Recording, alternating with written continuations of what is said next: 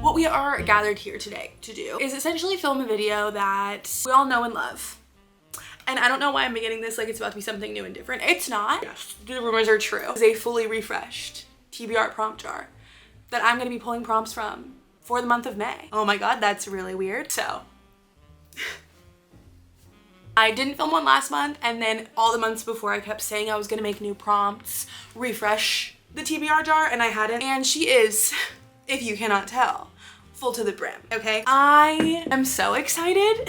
I didn't do a TBR last month because I kind of just wanted to mood read and see if I couldn't get myself back into the swing of things just by picking up literally whatever sounded good. And it kind of worked actually, considering I have read 4 books in the month of April. There's still time for me to read like maybe 1 or 2 more if it's not being too overly ambitious. And I'm feeling really good. I'm feeling really excited. I have a bunch of things that are sounding really good to me on the shelves right here. And I am just really very, very excited to get back into this. Now, I will say the TBR shelves, since I've redone my bookshelves and gotten rid of the TBR cart, are the 4 shelves directly behind me. These 2 and these 2. And that does make it a little bit difficult for me to tell what my options are. So I might shift things a little bit here in a second. Anyways, all that to say, TBR jar is refreshed. I'm so excited to do this for May. I threw a couple of like fun prompts in that I've never done before. I think probably the next time I do like a book stuff or like ultimate book video or just like bookish vlog in general, I will probably try and throw in a few more like fun quirky prompts in here. So it's just like a fun little twist to add to these videos. So anyways, with that being said, I'm gonna see if I can't adjust this a little bit to where I can see more of these shelves as I'm drawing, and then we're gonna get started. Okay, shifted a little bit and I'm gonna be like a little off center, but I think that this is gonna work. I can see most everything except for the stuff like directly behind me. Trust me, I know that this stuff is here. The stuff that's like bottom behind me is not super high priority. So like if I am needing to scour for a prompt, I can look back there, but like everything I feel like that's like in my line of sight here is higher priority. So, okay, now let's get this show on the road before I lose daylight, as per usual. The sound of a full TBR jar. Nothing like it, truly nothing like it. And I think I'm gonna do 6, because like I said, me about to read like 4 to 5 books is a feat in recent memory. So actually, I'm gonna go 5. I'm gonna go 5 because I don't want to overwhelm myself immediately. So we're going 5. Okay, prompt number 1. Handwritten title, which I basically just meant a cover that has a title that looks like it's been handwritten or it's like in cursive or something like that. So let's see what we have. For here we have 4 Weekends and a Funeral. I would say Crying in H-Mer. All of Frederick Bachman's books have this kind of like, no, I mean, I guess you could say that looks like handwritten because it looks like, I guess it looks like handwriting. I'll give it to them. So we have A Man Called Uva, and My Grandmother Asked Me to Tell You She's Sorry from Bachman. Bunny by Mona Awad. Everyone in This Room Will Someday Be Dead by Emily Austen. The Wedding People looks like painted, I would say. The Goldfinch, but not doing that. And I think I would say that's it. I think that's it. So, an Icebreaker is cursive, but I wouldn't say it looks handwritten. But that to me doesn't look, well, I guess it does. It kind of does. It can qualify. But I don't want to do that one. So I'm not gonna. Honestly, this little selection, plus, I mean, 4 Weekends to the Funeral, this is a good prompt because these are all really good options. These are all like really high priority on my TBR. Also, the color spread, very satisfying. I will say 4 of these, 5 of these are relatively newer. Like I got them within the last year, if not more recently than that. Like specifically 4 Weekends and a Funeral and Everyone in This Room Will Someday Be Dead I got for my birthday last month. So these are very new. Wedding People, I think I got end of 2024 and it's on my 25 and 2025 list. So like this is definitely towards the top, but again, also very new. Crying in H-Mart, I'm pretty sure I thrifted for myself, I think towards the end of 2024, and A Man Called Uva as well. I think I thrifted these around the same time, so also new. And then we have Bunny, which I started and stopped at a certain point last year because it was on my 24 and 2024 list. Didn't end up finishing it. I have owned this for far too long, I fear, and realistically should probably be picking this. But I would also really like to read The Wedding People. That does feel like a really good book for May. I'm also gonna be traveling in May. It just occurred to me I do have 2 pretty decently long flights because I'm going on a trip. Okay, realistically, I think I need to push myself a little bit, and I don't want to start off the bat with like an easy soft hitter situation. So I think we're gonna go bunny. And is that maybe also because I'm in a little bit of a mystery thriller mood right now, given that I just binged a mystery thriller situation in the last 24 hours? Maybe so. However, this is what we're going with. So let me put these back really quick. I think this is going to be a read it or unhaul it situation because I have put this on so many monthly TBRs, and like I said, I started and then soft DNF'd this at a certain point last year. I don't even remember when that was specifically, but I need to either read this or admit to myself that I'm not going to. Like, that's what it's giving. Because sometimes when I soft DNF something, realistically, I'm not gonna come back to it. So that's the energy I'm kind of going into this with. I feel like if I can just get past like the 60-page mark, I'll be good. Because I stopped around like 30, and that's just never great. So if you're unfamiliar, Bunny is, I think, is it considered a horror book or is it just a thriller? I know at the very least it is a psychological thriller, dark academia situation where a girl goes to a elite New England university where a clique of unbearably saccharine yet sinister, I've done this exact thing in so many TBR jar videos. Clique of unbearably saccharine yet sinister rich girls who call each other Bunny and seem to move and speak as one invite Samantha to the Bunny's fabled smut salon, and she finds herself inexplicably drawn to their front door, ditching her only friend Ava in the process. Basically, she gets drawn into the fold with these like weirdo girls. It becomes like a psychological unreliable narrator situation. I'm gonna try it. This is not really a May book, but who knows? Like I said, I'm in thriller mindset right this second. Am I gonna wake up tomorrow and only want to read romances?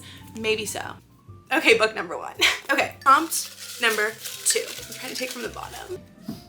Published in 2023. Why do I kind of feel like maybe romantic comedy? Because I got this when it was newly published. 2023. Wait, that was kind of cool. Okay, so there's this one. I'm trying to think what else I feel like came out right around this time. History of Time was last year. Yellowface was 2022. Oh my gosh, 2023. Okay, the only thing about that is Yellowface is also kind of a thriller. It's more of a like a comedy drama thriller situation, I think. It's a lit fic thriller. So different than Bunny, I believe. But we have a lit fic rom-com, lit fic thriller. Why do I also kind of feel like crying in H Mart in 2021? I really should do Yellowface because I should, first of all. And I feel like I haven't read anything like this, so it would be good to kind of like challenge myself and give it a try. Also, it was like one of the top rated books, I feel like, of 2023 and 2024. Like, people raved about how much they loved this book. And I really want to read something from R.F. Kuang. Should I do it? I maybe should do it. I would really like to read romantic comedy. I've heard mixed things, but it also is on the shorter side. The font is like really big and it's only 300 pages. I've also heard that this is more of a lit fic rom-com than like a rom-com. It's like a comedy writer for a late night show. A female comedy writer for a late night show ends up dating a male celebrity that comes on to host, a la Jenny Slate and Chris Evans. And I'm really curious to see if I would like this. I've had it for a while. I think I've had it since 2023. So maybe I should do this first. You know what? That's gonna be, I think that's kind of like my mantra for right now, is I'm trying to clear the older stuff that I've been putting off my physical TBR. So I fear I'm gonna do this. I'm gonna save this because I've had this for a really long time. Again, I've heard really mixed things on this, but it's really short, so I feel like it could be an easy one to just binge and see how I feel about it. And I've never read anything from Curtis Sittenfeld, so curious to see how I feel about her writing. Weird, interesting choices happening over here. Jaws are on the floor. Everyone's really proud of me. Only if I actually read them though, so. Okay, prompt number 3. Oh man. Random number generator is what that says. Don't know if you can read it. I have somewhere around 80 books, unread books over here. I'm just gonna do 75. Random number generator. You're just gonna have to believe me because I'm not gonna screen record it. Ready, steady, go. Okay, 49. Yes, I did misspell a lot of words in that Google search. So, okay, 49. 47, 48, 49. Okay, stars are aligning. That's kind of crazy because I just got another R.F. Kuang book. I didn't pick Yellowface, and this would have been the second R.F. Kuang book on this TBR, so that would have been crazy. Okay, this is really scary. However, I have a feeling that this could be one of like my new all-time faves, which is why I've been putting it off so strongly, I guess would be the word. I've really been avoiding this book series. People say it is very graphic, very gory. It's a fantasy. I don't know if it's like I don't think it's high fantasy. It's just heavily focused on the realities and the horrors of what happens in a war. And I'm pretty sure this is an adult trilogy. Let me see how it's categorized. I love these covers. I think they're beautiful. And people talk about this series like it is absolutely life-changing. Okay, it's categorized as young adult actually, and historical fiction and high fantasy. I don't know the specifics or like the ins and outs of why this war is happening, but I do know that it has a lot to do with like class and race and a bunch of other themes like layered throughout. So I'm scared, but I'm really excited. I'm also pretty sure that this is on Kindle, so I could download it on there and have this as one of the ones to read while I'm traveling, which seems like a heavy choice to make, but I don't know. Also, the blurb on the front saying the best, well, please ignore the sticker. I know you guys hate stickers, but blurb on the front says the best fantasy debut of the year. I'm actually really excited about this. Book number 3.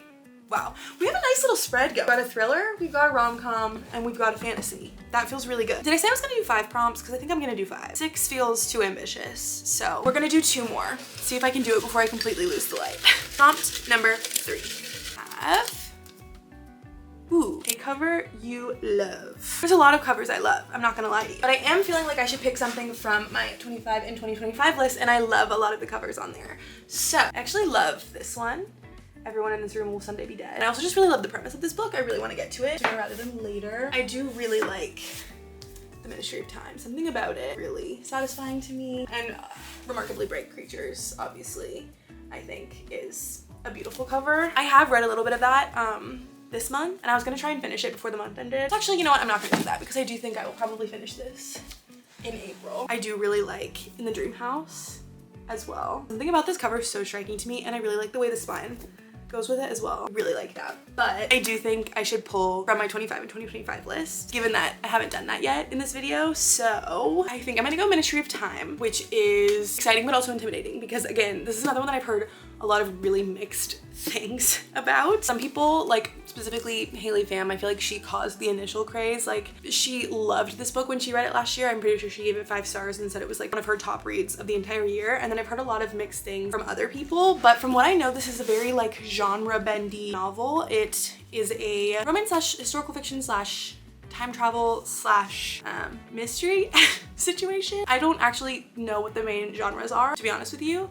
I know the premise is the main girl, who I'm pretty sure we never learn her name throughout the entire novel, works for an agency whose entire job it is to remove people from history and then bring them to the modern day and then help them acclimate. And I don't remember specifically why. I wonder if it says why. A recently established government ministry is gathering expats from across history to establish whether time travel is feasible. But anyway, so she brings somebody from the past. They live together for a year, and I think that they fall in love. and then when they realize what this project that the agency is working on, like what they're actually doing and what the reality of what they've done is, they kind of have to confront that and work together to fix it, I guess. I assume. I don't actually know. I think this is one of those that takes a really big swing and it works for some people and it doesn't work for others, but I love genre bending things and I love big swings. So I have high hopes for this. I think at the very least I will have a good time. So I'm really excited and I love this cover. Like, it's one of the main reasons that I even picked it up. I also love time travel. So when I heard Haley talking about this last year, I added it to my TBR and then I'm pretty sure I bought it very shortly after. So very excited. Book number 4. And then lastly, prompt number 5. We have, no, what if I said no? What if I don't want to do this? I guess I should see what it is. Lowest rated on your physical TBR. So let me just look, but realistically, I am just coming out of being kind of slumpy, and I'm not gonna do that to myself, depending on what it is. I'm not gonna read a book that is rated really, really low. Average rating, sort reverse. Oh, actually is Night Bitch by Rachel Yoder, and actually the second to last is Bunny by Mona Awad. So that feels good. I was supposed to read Night Bitch with my book club last year, and I didn't actually start it. A couple of my friends in my book club did, and they just could not get into it and they hated it. I'm pretty sure one of them, I think she got like 70% through, and she was like, guys, I can't finish this book. I really don't want to finish this book. So she asked if we could stop and pick a different book, and so we did. And I never started it, but I really wanted to read it before I saw the movie, so I never saw the movie either. I have this book and I still in theory would like to read it. I think I should at the very least give it a try before I just get rid of this book just because my friends didn't like it, because who knows, maybe it would be to my taste more than it was to their taste. Like, there's no reason for me to get rid of this without at least trying it, because maybe I would like the writing style more than they did. Now, it could also be that they just really didn't vibe with the premise, because if you are unfamiliar, the premise of Night Bitch by Rachel Yoder is, in fact, that a mother starts turning into a dog. It's a big metaphor.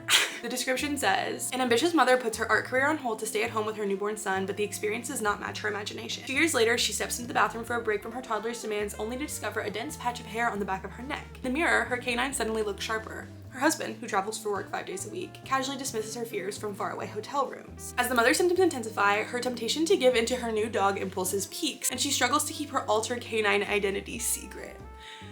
Etc., etc. She seeks a cure, and then she meets a group of mommies involved in a multi-level marketing scheme who may also be more than what they seem. An outrageously original novel of ideas about art, power, and womanhood wrapped up in a satirical fairy tale. Like, I personally think I could maybe really vibe with this. It does not sound like something that would be everyone's cup of tea, but I could see myself personally really enjoying it, because I really like magical realism, first of all, and my roommate saw the movie and said he really liked it. So I think it would be unfair of me to not give this a chance. Also, I'm pretty sure Shuba commented on the video where I said I was gonna read this for book club and said she loves this book. I think the low rating is probably just because, like I said, this seems like a very particular type of book. It's definitely giving like weird girl fiction in a lot of ways, and if that's not your thing, that is totally fine. I don't 100% know that it's my thing, so we'll see if I like this. I'm gonna give it a try.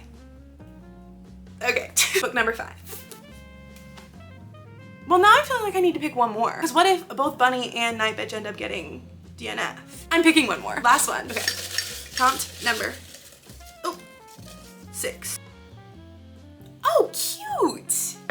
Wait, that's really cute. It says book club pick, which is actually perfect because my book club has really been slacking this year. We've just been all really busy, but we do have a book picked out that I was gonna save to closer to when we're meeting next, which in theory should be sometime in May. And that is The Favorites, which if you have not heard of The Favorites, that would be kind of shocking to me because I feel like it's been everywhere alongside that book Deep Cuts. But The Favorites is, I believe, a contemporary fiction slash romance slash drama situation about 2 competitive figure skaters. A lot of people are saying it's like Magnolia Parks meets Daisy Jones, where it's kind of like interview format where they're like recounting, like one of them wants to do like a tell-all interview situation like way off in the future, and so then we're learning about their story through flashbacks and interviews. It's like really toxic, messy, you know, things fell apart in a very public way vibes. So I've seen so many people rate this 4 stars and above. I've seen a lot of 5 stars and I'm really excited about it. My roommate puts on the Scott and Tessa video from the Olympics at least once every couple of months. So did watch that last month and then tell him about this book for like the 4th time. So I'm personally really excited to read something set in the world of figure skating. I wish my body was capable of figure skating. Something that the world does not need to see is me on the ice. It is not cute. It's not cute, so. Okay, that's cute. Okay, book number 6 is gonna be The Favorites, which is so good because I was gonna read her anyways, in theory, in May. Okay, cute. So in theory, that's all 6 books that I'll be attempting to read from my monthly May TBR. Let's run back through them really quick. For handwritten title, we have Bunny by Mona Awad. For published in 2023, we have Romantic Comedy by Curtis Sittenfeld. For picked by a random number generator from my bookshelves using the number 49, we have The Poppy War by R.F. Kuang. For a cover I love, we have The Ministry of Time by Kellyanne Bradley, I believe is how you say her name. I have never looked into that and I will for the next time I talk about this. For lowest rated on my physical TBR, we have Night Bitch by Rachel Yoder. And for book club pick, we have The Favorites by Lane Fargo. Okay, so that is all 6 books I will be attempting to tackle in the month of May. I am determined to make my best efforts. I was gonna make some kind of grand statement, but considering I'm just now getting back up on my feet, and 4 is considered really exciting. This is really ambitious of me. But what can I say? Pulling the little strips of paper out of this jar is just, it's just really addictive. There's something about it. So anyways, you can tell the days are getting longer because we've made it to the end of this video without me having to leave and go get a lamp, even though it is really, we're really pushing it here. So I think I'm gonna go ahead and call it a day on this video here. Thank you guys so much for watching all the way to the end if you made it this far. If you did, please comment a book stack emoji. It's really creative, I know. Actually, I'm gonna book stack emoji, and is there a bunny emoji? If there's a bunny emoji, comment a bunny emoji. Anyways, okay. Thank you guys so much for watching. As always, I hope you enjoyed, and I hope I will see you in the next one.